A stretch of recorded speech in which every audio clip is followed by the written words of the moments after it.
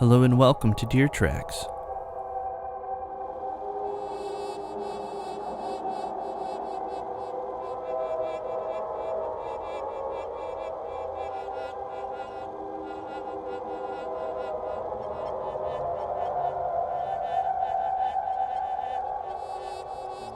Welcome back to my neck of the woods for another episode of the Deer Tracks podcast. My name is James Kibby, and I'm delighted every week to bring you some wonderful poems from some wonderful poets, as well as share some of my own and share those of the listeners, you, in fact.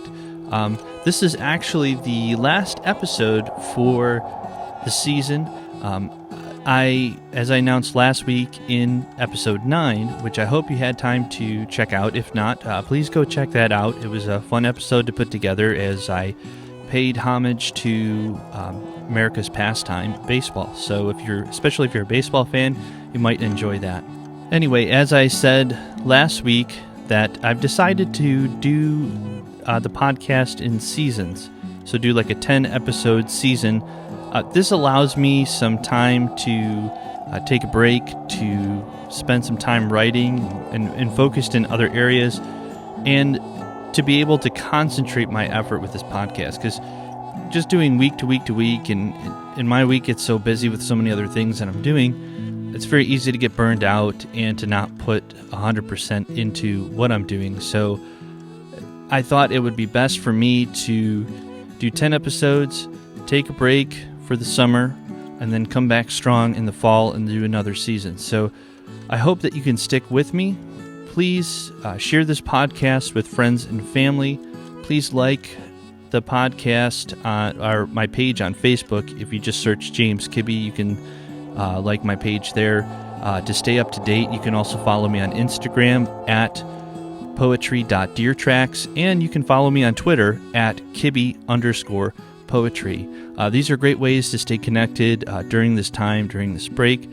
And I look forward, after this episode, to the next season, which will start up again in the fall, and starting up strong with just some more wonderful poems. And I hope that I can have some of yours as well. And you can, even during the break, you can send those to me at poetry.deertracks@gmail.com. So for this episode, I've got 3 poems set out for you. Actually, one of them is one that I shared in an earlier episode, but I actually worked on it some more and revised it and set it to music. So it's going to be a ballad. So that will happen a little bit later in the episode. But to start things off, I wanted to do a sonnet from none other than William Shakespeare. So hopefully, if you like Shakespeare, and if you have been hoping that maybe I share some Shakespeare, seeing as that I've been sharing a lot of poems from older poets, well, this is the episode. You're getting what you've asked for. And this is actually a pretty well-known sonnet. It's Sonnet 18, Shall I Compare Thee to a Summer's Day? Shall I compare thee to a summer's day? Thou art more lovely and more temperate. Rough winds do shake the darling buds of May, and summer's lease hath all too short a date. Sometime too hot the eye of heaven shines, and often is his gold complexion dimmed, and every fair from fair sometime declines, by chance or nature's changing course untrimmed. But thy eternal summer shall not fade, nor lose possession of that fair thou owest, nor shall death brag thou wanderest in his shade, when in eternal lines to time thou growest. So long as men can breathe or eyes can see, so long lives this, and this gives life to thee.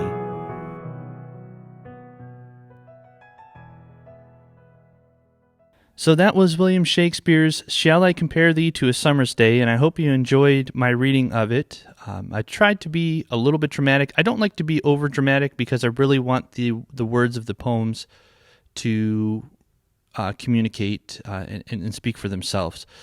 So I try not to do too much with them to elicit some sort of emotional response or anything, because I do believe that good poems like that do that just on their own. And so I just want to be respectful to that. And that's why, if you're wondering why I'm probably not as dramatic of a reader, And I try to stay relatively within the meter, though it's I might not get that right sometimes.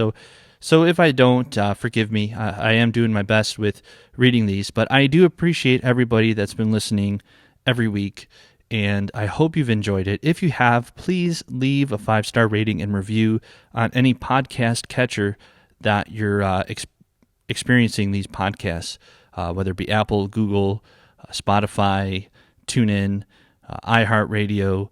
This podcast is available pretty much a lot of those places, Pocket Cast, whatever. So please leave a rating and review. I would love to get your feedback on that. And you can also send your feedback to poetry.deertracks@gmail.com as well.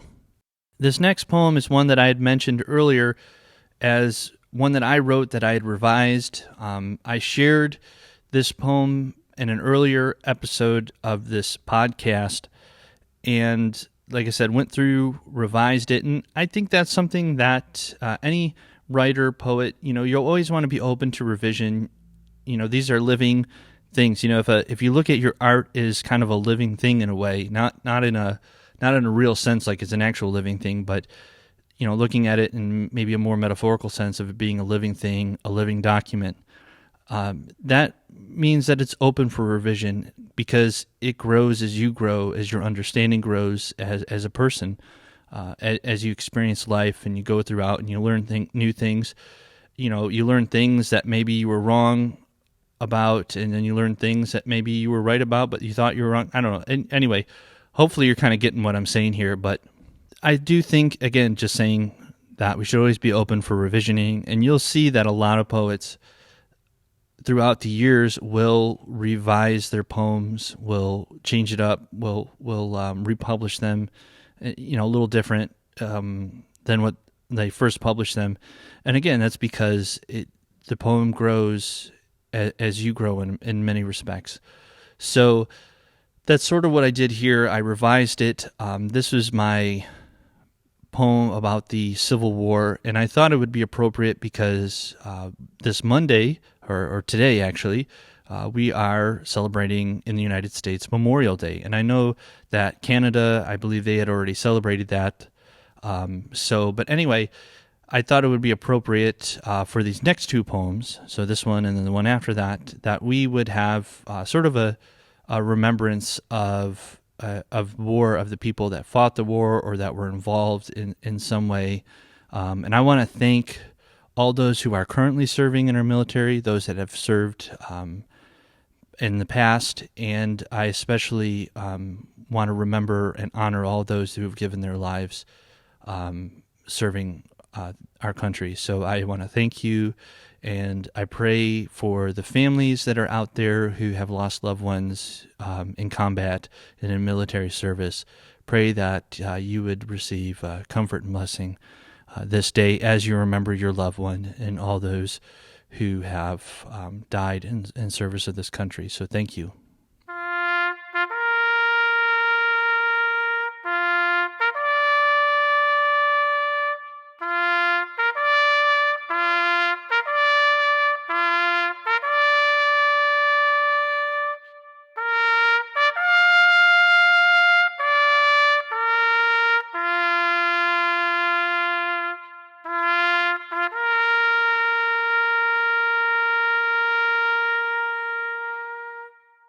So this poem that I'm going to share with you, I did in song form, so I hope you enjoy that. And the title of it is When the Morning Comes, Civil War Ballad.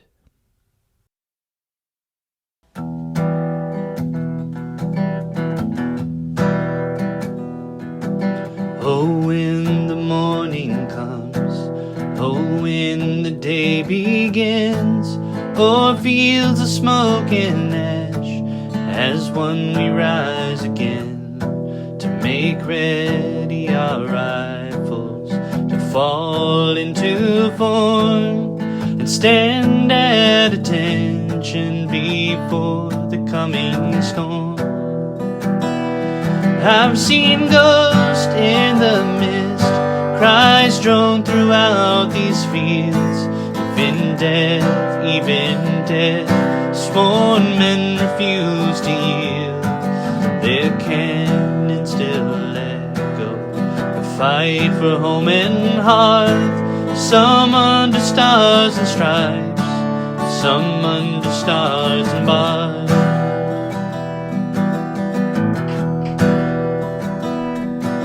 These were the free and brave, whom vaunted songs proclaimed, who shook the ground of every hill and every plain.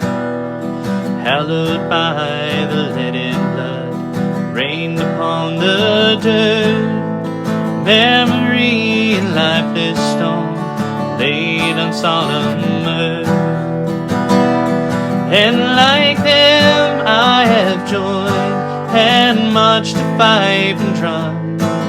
I've heard the whistling balls, I've heard the barrels hum, I've seen a company mowed down by shot and shell, I've breathed the soot of Hades, felt the fire of hell.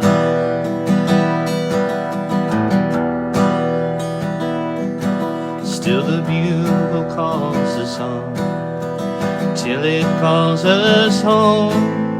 It's requiem composed of solitary tones. One last watch in the night before our eyelids close. One more dawn to break upon these bodies' repose. Oh, when the morning comes, oh, when the day begins, o'er fields of smoke and ash, as one we rise again, to make ready our rifles, fall into form, and stand at attention before the coming storm.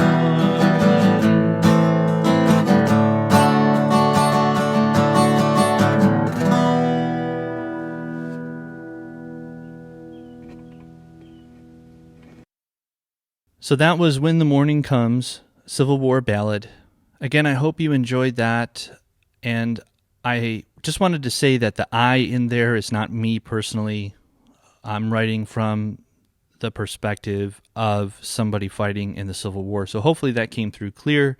I myself have not served in the military, but again, I do really appreciate and respect those who do. So, and again, that's part of the writing a lot of times, is that we can come from a certain character. We don't necessarily have to write necessarily from our experience, but we can, through writing, through either writing poetry or novels or short stories, we can write in a way to try to experience what people at that time, soldiers at that time, whatever you're writing, what they're experiencing. And you can sort of entertain some of those questions of what it was like, what was their response, all those questions that, when we think about the people involved in those situations, we can sort of entertain those and have a little bit of fun with that, I guess, in a way, in a sense that,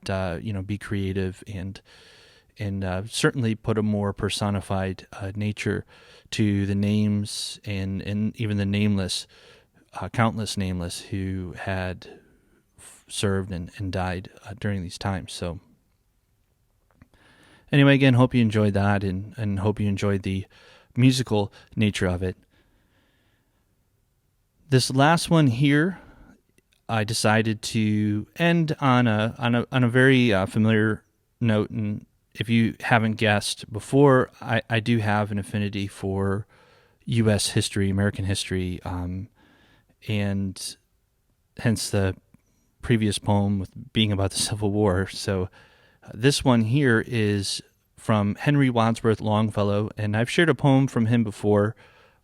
He is a world-renowned poet back in his time, and this is probably one of his most famous pieces of poetry, and it's titled The Landlord's Tale, Paul Revere's Ride. Listen, my children, and you shall hear of the midnight ride of Paul Revere. On the 18th of April in 75, hardly a man is now alive who remembers that famous day and year. He said to his friend, if the British march by land or sea from the town tonight, hang a lantern aloft in the belfry arch of the North Church Tower as a signal light, one if by land and two if by sea, and I on the opposite shore will be, ready to ride and spread the alarm through every Middlesex village and farm, for the country folk to be up and to arm. Then he said good night, and with muffled oar silently rowed to the Charlestown shore, just as the moon rose over the bay, where swinging wide at her moorings lay the Somerset British man of war, a phantom ship with each mast and spar across the moon like a prison bar, and a huge black hulk that was magnified by its own reflection in the tide. Meanwhile his friend, through alley and street, wanders and watches with eager ears, till in the silence around him he hears the muster of men at the barrack door, the sound of arms and the tramp of feet, and the measured tread of the grenadiers, marching down to their boats on the shore. Then he climbed to the tower of the old North Church, by the wooden stairs with stealthy tread, to the belfry chamber overhead, and startled the pigeons from their perch on the sombre rafters that round him made masses and moving shapes of shade, by the trembling ladder steep and tall, to the highest window in the wall, where he paused to listen and look down a moment on the roofs of the town, and the moonlight flowing over all. Beneath, in the churchyard, lay the dead, in their night encampment on the hill, wrapped in silence so deep and still that he could hear, like a sentinel's tread, the watchful night wind as it went, creeping along from tent to tent, and seeming to whisper, all is well. A moment only he feels the spell of the place and the hour, and the secret dread of the lonely belfry and the dead, for suddenly all his thoughts are bent on a shadowy something far away, where the river widens to meet the bay, a line of black that bends and floats on the rising tide like a bridge of boats. Meanwhile, impatient to mount and ride, booted and spurred with a heavy stride, on the opposite shore walked Paul Revere. Now he patted his horse's side, now gazed at the landscape far and near, then impetuous stamped the earth, and turned and tightened his saddle girth.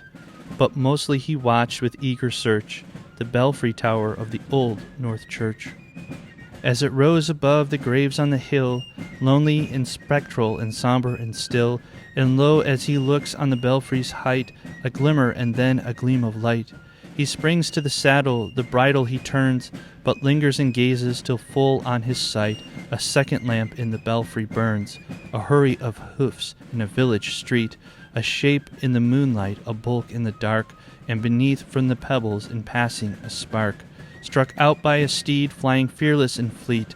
That was all, and yet through the gloom and the light the fate of a nation was riding that night, and the spark struck out by that steed in his flight kindled the land into flame with its heat. He has left the village and mounted the steep, and beneath him tranquil and broad and deep is the mystic meeting the ocean tides, and under the alders that skirt its edge, now soft on the sand, now loud on the ledge, is heard the tramp of his steed as he rides. It was 12 by the village clock when he crossed the bridge into Medford town. He heard the crowing of the cock and the barking of the farmer's dog, and felt the damp of the river fog that rises after the sun goes down. It was 1 by the village clock where he galloped into Lexington. He saw the gilded weathercock swim in the moonlight as he passed, and the meeting-house windows, blank and bare, gaze at him with a spectral glare, as if they already stood aghast at the bloody work they would look upon.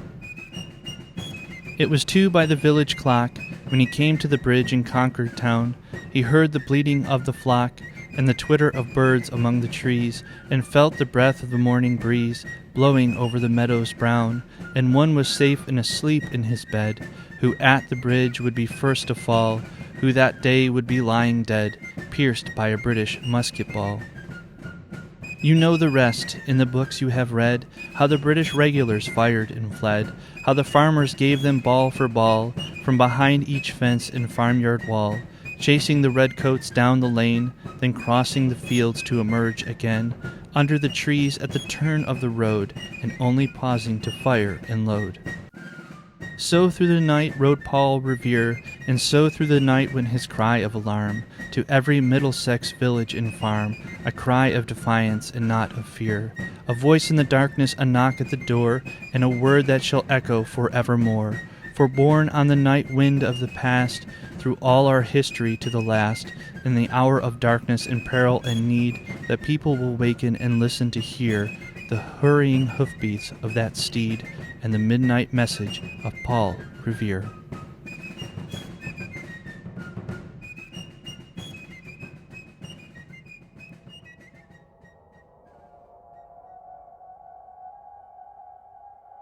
That was The Landlord's Tale, Paul Revere's Ride by Henry Wadsworth Longfellow. I hope you enjoyed that. I hope you've enjoyed this episode, and I hope you've enjoyed this season of the Deer Tracks podcast. Again, I look forward to sharing more poems with you in the future when we start up again in the fall, so please hang tight with me. Again, if you want to connect with me, you can do so via Facebook at poetry.deertracks. You can also follow me on Instagram at poetry.deertracks and on Twitter at Kibby_poetry. So again, please connect with me there. Please leave a 5-star rating and review of the podcast. Share it with friends and family. And again, I hope you've enjoyed this. Thank you so much for tuning in these 10 episodes. I've enjoyed putting them together for you, and I hope that you have enjoyed what I've been doing. And I look forward to hearing from you. So again, if you have any comments, questions, I'm always up to improving. So if there's any way that I can improve this podcast, please share that with me as well. And you can send that to poetry.deertracks@gmail.com. So until our paths cross again, this is James Kibby saying, see the beautiful, know the beautiful, be the beautiful. Take care.